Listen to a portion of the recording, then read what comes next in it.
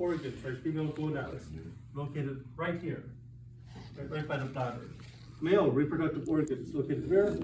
Down here, right? Just barely under the abdomen. So, how do we shield? The answer is that we don't. Oh, you don't? So, it is recommended, right? So, remember, NCRP, right? The NCRP actually recommends that you do not shield on an abdomen, and the ASRT also agrees with this recommendation. Do not shield on your abdomens. What we find is that people who do attempt to shield on the abdomen, because they are trying to minimize exposure, a lot of times the abdomen the shield tends to sneak into the abdomen. Oh, okay. So they try and shield right under the abdomen, but the shield sneaks up into it. And now the shield blocks anatomy, which means they need to repeat the X-ray. Oh, okay. And any dose savings you got from the shielding are now lost because you're giving double the dose from doing a second abdomen X-ray. So they're just like, all right, in that, just don't shield. Don't worry about it. In addition, because of technology, doses have gone down over the years, so it's not as dangerous anymore. And at least from research shown, it doesn't look like these really low doses have that much of an adverse effect. I have a question too. Yes. Say like if she's in the early stage of pregnancy. Don't do it then. Okay. No, then you do not do it. Right? Okay. So pregnancy is a contraindication to an abdomen X-ray. If the patient is pregnant, you do not do it unless the doctor has specifically requested it despite the pregnancy. Okay. So there should be some documentation in there where they've signed a consent that says, I understand that even though I'm pregnant, this X-ray is medically important, I still agree to go through with the procedure. Right, so informed consent. Okay. You're not going to be doing that. That should have already been done by the doctor if you ordered the X-ray. Okay. Now, so you just reminded me, there are situations where a patient will say they don't know if they're pregnant. Normally, if they don't know, we have them go do a pregnancy test. Oh, okay. But some people don't want to wait for it. So they can also sign a form that says, I understand that there's a risk if I am pregnant, but I'm willing to take the risk. I don't want to wait for the pregnancy test, just do the X-ray on me. Okay. All right, so at least for this section, I am not going to require you to shield. So that's 10 points you do not need to worry about. Okay. Now, some other texts do still feel like you should shield. I'm sure Mr. Donoghue will talk about shielding still, but at least for lab, I'm okay with you not shielding following the ASRT and NCRP guidelines. Okay. All right, so who would like to be our first patient? I'll be the patient, tell me. There he is, okay.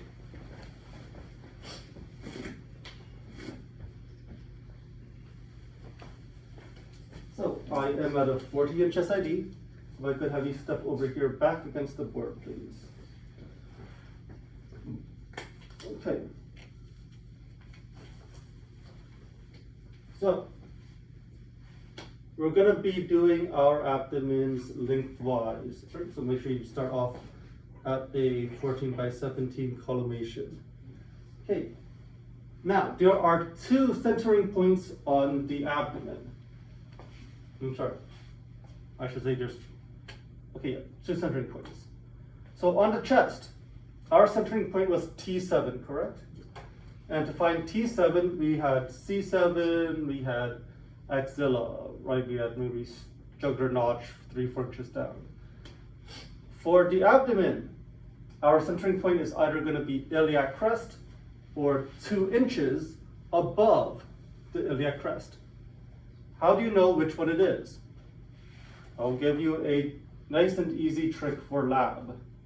As far as lab goes, if your beam, if your tube is pointing sideways, you're going 2 inches above the iliac crest. If your beam is pointing up and down, you're going exactly to the crest. Okay? So just look at your tube. If it's sideways, like it is right now, we're 2 inches above the crest. If your tube's pointing straight down like this, go exactly to the iliac crest. Does that make sense?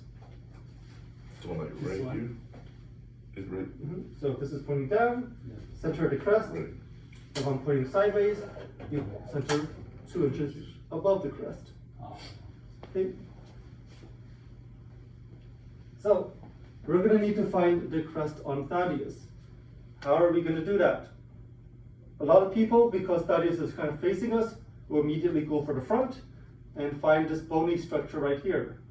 What is this bony structure? That is. Is this the crest? No, that is the. What's the deal start with the eye? No. It does have an eye. That's your. It's the top of it. I see it in my head. 'Cause I know this the. Good. So what is the medical term for top? Apex. Something else. No. Something above. Above. Apex. That's already Upper versus lower. Superior. Superior. Okay. Great. And is this towards the front or the back? This is posterior. I mean anterior. Good. So anterior, superior, Uh-huh. and then the I stands for. It's in my. I see it. Let me see it. This is the as is. There it is. As As is. is. Okay. Anterior, superior, iliac spine. Okay. So this bony structure right here is the as is. Right. If you look to the back, you have inferior. Right. Yes. Or sorry, you have posterior. Posterior, yes. It's posterior. It's a anterior and then posterior. So anterior, superior, iliac spine. Okay. So if you can find the as is, don't stop there, right? That's not the crest. Follow the bony structure upwards all the way to the side of the patient. That's going to be your crest. Okay. If you're ever confused about whether or not what you feel is the crest, all you do is you check lower, does it feel like bone? Check higher, does it feel like muscle? Right? If it does, then you are at the border of bone and muscle. So that's the iliac crest. If you still have bone above, you're not at the iliac crest. Keep going up, right? If you still feel bone, keep going up. Once you feel muscle, go back down to the crest. Okay. So it's about right here then, huh? All right, so just remember what that feels like, and now let me check. Okay. All right, so I feel as is right there. I'm gonna follow this upward. Sorry, I'm gonna dig around a little bit. Okay, yeah, so I'm feeling crest right here. Okay, so this on a patient with soft tissue or on a rolling muscular patient, you will need to dig in a little bit more. Okay, you're gonna need to push in. So first things first, make sure you communicate with your patient. If you don't, what is that? That's assault. No, battery. That's battery. Yeah. Very good. You just start digging in without talking to your patient. That's battery. You need to tell the patient what they're going to do. Okay. And then let's see. And then secondly, when you do palpate, right? Notice that I was palpating with the side of my fingers, right? I was doing this, right? I'm using the flat part of my fingers. Do not use your creepy crawlies. Don't go in with your fingertips, right? Don't stab your patient. Oh. Right, go in at the side of your hand like this. More like right here, like this. Correct. Okay. Yeah, so the flat part, either That this part. Oh, okay. or this. Okay. Right, but not this. Oh, glad you did. So yeah, I like to do, right, feel like this. Okay. Mhm. Okay. Okay. Now, let's say that despite our best efforts, we were not able to find, or we were not able to palpate the iliac crest on Thaddeus. Is there something else we can do? Do we have an alternative? Let's see. Is there anything else here that's at the same height as the iliac crest? Is it? Well, no, that's it. L4, L5. It's gonna be hard to find that. Yeah. Really hard to palpate the spine and find the all spine like that. What Oh, about, the ovary, like this. yeah, what is this? The navel? The ovary. Yes, the navel, the The belly navel. button. The belly button. Okay, yeah. Yeah, so if you check your crest and you bring it straight to the front, it's almost yeah. at the region Oh, yeah. of the belly button, right?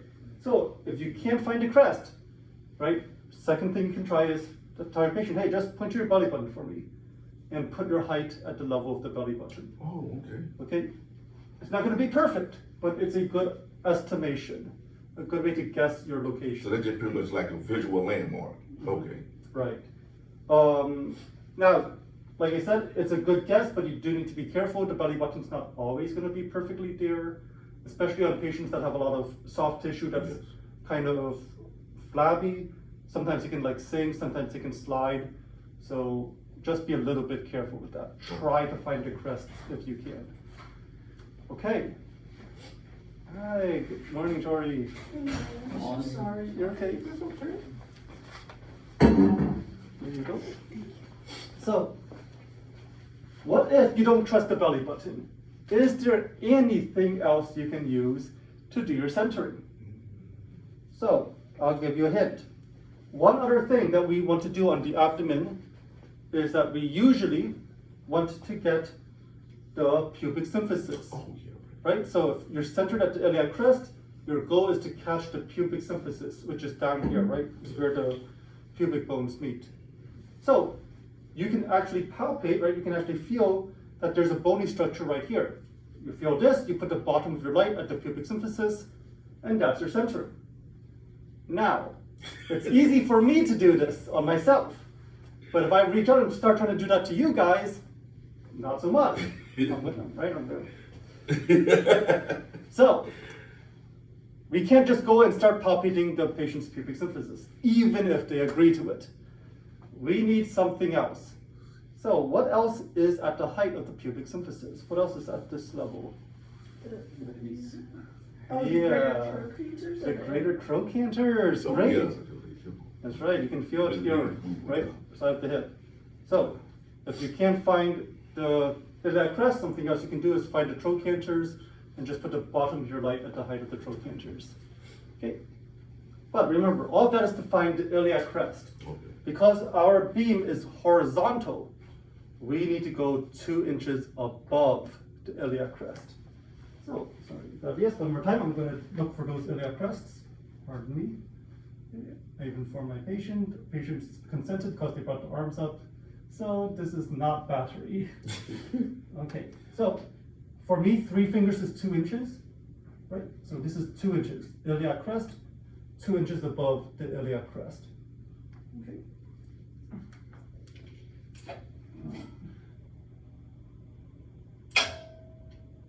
Oh, that looks slow. Sorry, that is, let me just check. Yeah, that is iliac crest. Let me check. Ribs, ribs, ribs. Yep, those are ribs. That's iliac crest. All right. Okay, go ahead and put your arms down. Okay, so we have our height with the tube. Next thing we're going to do is get our height with the bucky. Okay, so let's get this nice and lined up. Move your arm just for a bit. Thank you. Good. Bring it back down. Okay. And then I'm going to have you slide to your left side just a little bit. Good. Right. So we got our height, and now we're getting ourselves MSP. So right now I'm going to demonstrate like Thaddeus is your normal average size patient, right? So we're going to be doing this lengthwise, centered 2 inches above the iliac crest. Okay, centered MSP. From here, we are going to ask him to take his arms and just bring them slightly out, right? Because you don't want elbows and hands inside your x-ray. So it doesn't even need to be that much. How you were was fine earlier, just like that, perfect. Right? Don't need to go like a T or anything. Just okay. His feet are spread apart, perfect. That means that he's got a nice stable foundation. Right? Earlier we said we don't need to shield, so we are not shielding. So that leaves us with 2 final things. No, sorry, 3 final things. Marker, collimation, breathing. Now, where are we going to put our marker? Since I'm working on this side, which side makes sense for the marker? Left side. Great. So, I have 3 possible places that I can put my marker. Technically I have more than 3, but I'll just pretend there's only 3 for now. I can put my marker top, middle, or bottom corner, right? So top corner, in the middle, or bottom corner. Where makes the most sense? Which location makes the most sense to put my marker? Toward the bottom, Top. middle of bottom. Okay, so I hear top, and I hear middle, and I hear bottom. So why do you think the top makes sense? Tori? Well, I don't think that it's really gonna obscure anything except for like the rib, maybe, like the 12th rib. But if you do the middle, it's gonna obscure more, and then if you do the bottom, it's gonna obscure the pubic symphysis. Okay, so you think this is going to obscure the least. All right, Thaddeus, why do you think middle or bottom? I'm just trying to put it closer to the anatomy that we was doing the image on. Put the marker closer to the anatomy that we're doing the image of. Okay, good. So my answer to this question, and keep in mind, this is just my answer, right? You may come to a different conclusion. But if I'm trying to work my way through this logically, what I'm thinking about is, number one, marker rules. What do I want to do with my marker? I want to mark the correct side while keeping it out of the anatomy of interest. Right now, my entire field is covered by soft tissue. There's no light outside, right, next to the patient where I can squeeze my marker. So my marker is going to end up in anatomy. So now the key thing is I want the marker to be in anatomy, but anatomy that's not the area of interest. So, because I'm centered 2 inches above the iliac crest, what sort of anatomy will I have on this image? 2 inches above the iliac crest means I'm looking at the upper abdomen. So I'm going to see diaphragm because that's the upper border of my abdomen. And then I'll see liver and stomach and everything down, and then I'll see the tops of the iliac crests and maybe the top of the bladder, but I won't see anything below that. But you don't need that, so you can do the bottom. So, if I put it on the bottom, that is still abdomen. The bottom is still abdomen. If I put it in the middle, that is still abdomen. But if I put it on the top, I just said up here at the top, we have the diaphragm. And what is above diaphragm? Liver and No, that's Lungs? below. Oh, it's the lungs? The lungs. Yeah, there's a The couple lungs are angles. above the diaphragm. And the lungs are part of what? Not thor, Yeah. thoracic. The thorax, Yeah. the chest. That is not the abdomen. So suddenly, I have anatomy that is not abdomen, which means that is where I want to put my marker.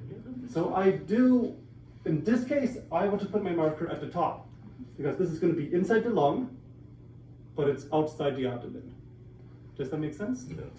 Okay, so I'm just going to roll you away just a little bit, squeeze my marker back here behind you, and roll you back. Okay. So, I have my marker on my patient now. Final step, breathing instructions. Like we discussed earlier, all abdomens are, take a deep breath in, blow it all the way out, good, hold it out, don't move, don't breathe.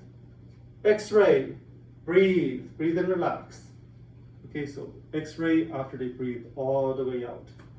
So do we do it like how we did chest, where we tell them to breathe in, exhale, and then do it again, and then hold, or just do it on the first? You can do it on the first. Okay. Mhm. But if you forget and you go and start your second, Just how we fine, do it just on keep the going. Okay. and do it on the second.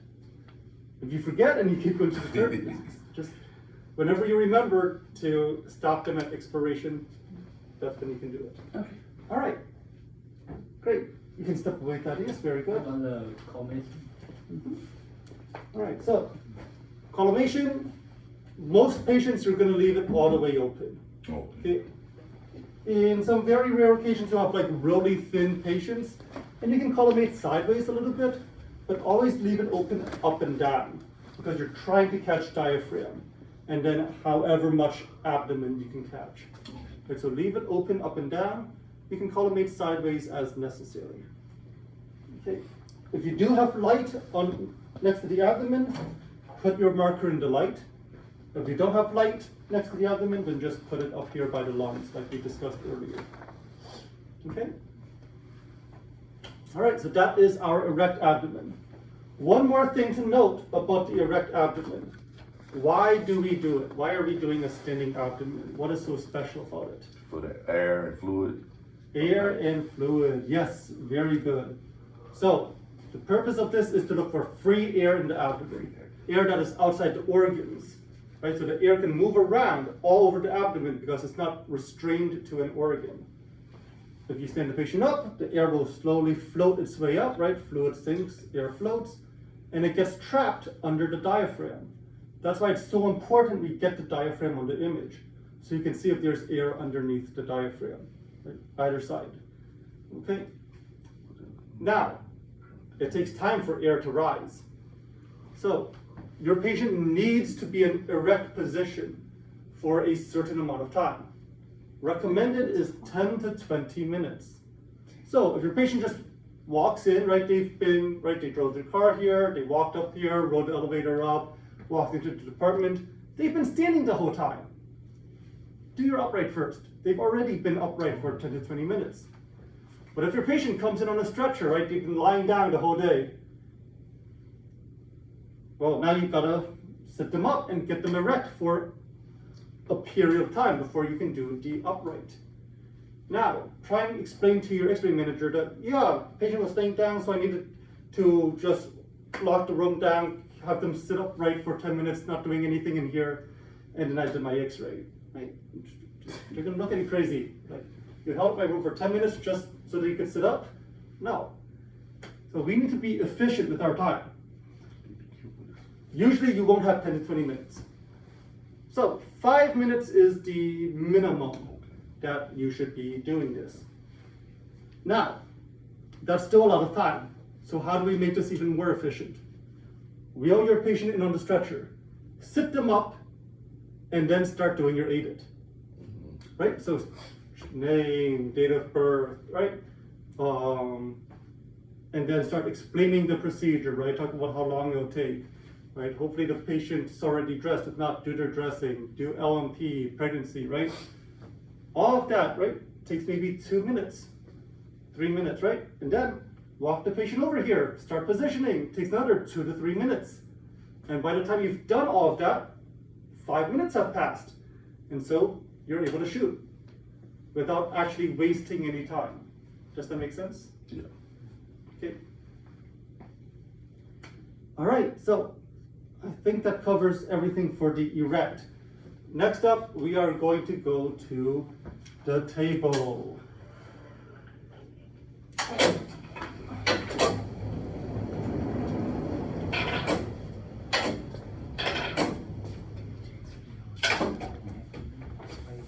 Oh, where's my phone? Are you able to stop it? Oh my god.